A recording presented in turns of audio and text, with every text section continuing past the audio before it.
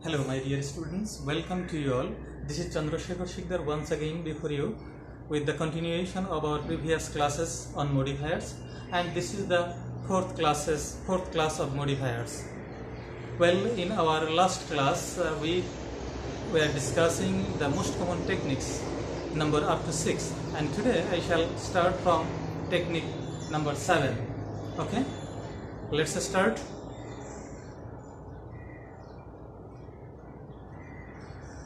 Yes, technique number 7. If you find modify using participle phrase in the parenthesis, that means in the bracket, then construct a participle phrase. And here one thing you should remember, in our last class in technique number 6, I told you that if you find modify using a participle, then just use present participle or past participle, but here additional word phrase, modify using participle phrase. Okay, then construct a participle phrase.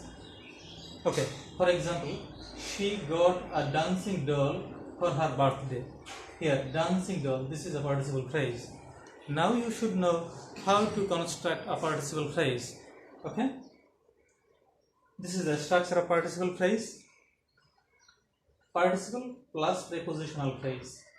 In this way, you can construct a participle phrase. For example, Seema noticed her cousin walking along the shoreline. Here you see walking, this is a participle. And along the shoreline, this is a prepositional phrase. So, if you join participle and a prepositional phrase, then it will be a participle phrase. So, Seema noticed her cousin walking along the shoreline. Walking along the shoreline, this is a participle phrase. And in the second example, I saw the potter lying on the floor. Here you see lying, this is the participle because verb with ing. And on the floor, this is a prepositional phrase.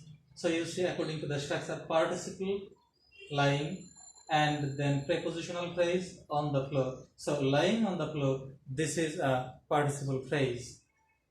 And again in the third example, the children are interested in music. Here interested, this is the past participle, and in music, this is a prepositional phrase. So interested in music, this is participle phrase. Okay, then again you can construct a participle phrase, just use participle and then noun or noun phrase. For example, Mira risked petting the pit bull.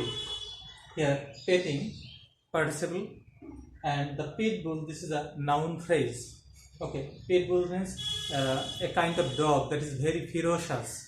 Okay, so here you see once again, this is a participle phrase, participle plus noun phrase. Okay, combining these two things, you can construct a participle phrase.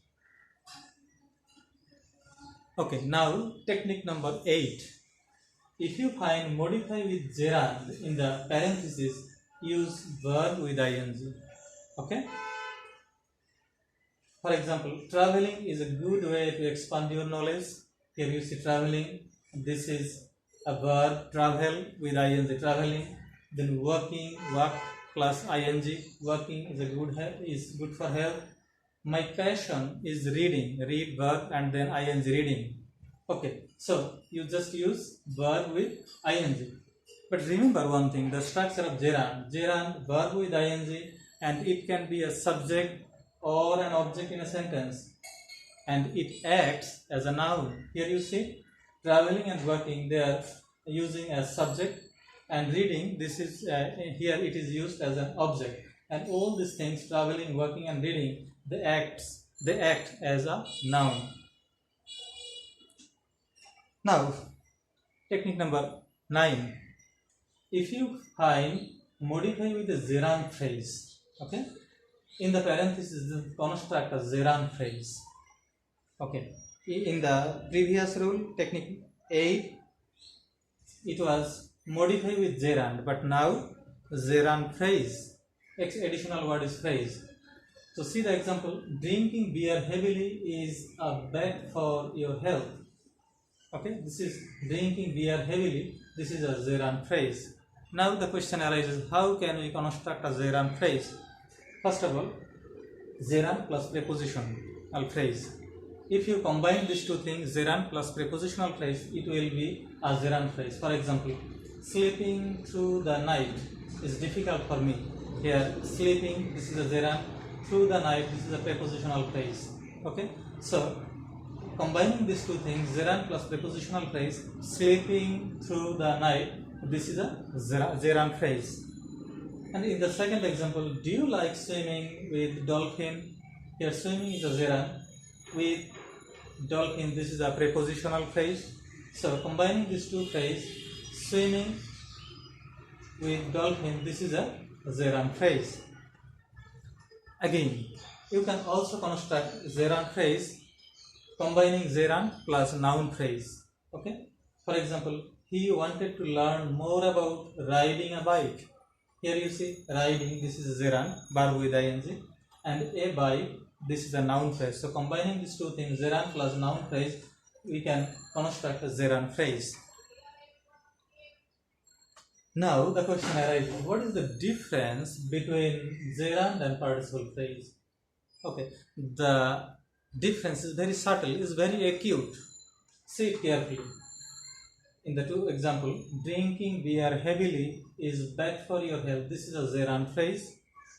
But drinking beer heavily, Tom and Jim became more rigorous. This is not a gerund phrase. Okay?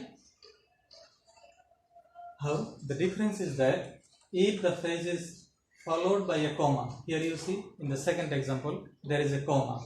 So if the phrase is followed by a comma, then it is more like to be a participle phrase and not the gerund phrase. So in the second example, drinking beer heavily, this is a participle phrase, not the gerund phrase. And the gerund phrase is always behave as a noun. Drinking heavily, this phrase acts as a noun. While a present participle phrase will act as an adjective. Drinking beer heavily, this phrase acts as an adjective. So this is the subtle difference between gerund and participle phrase. Sorry. Now technique number 10. If you find modify with demonstrative in the parentheses, then use any suitable demonstrative pronouns which are shown in the bracket. Okay, and which are the demonstrative pronouns? These, that, those. These are demonstrative pronouns. So if you find in the question modify with demonstrative, then use any of the demonstrative pronouns. Okay.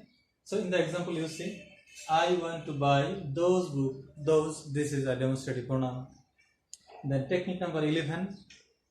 If you find modify with a quantifier in the parenthesis in the bracket, then use any of the suitable quantifiers. Okay, so these quantifiers are shown in the bracket. Quantifier, that means that indicate the quantity.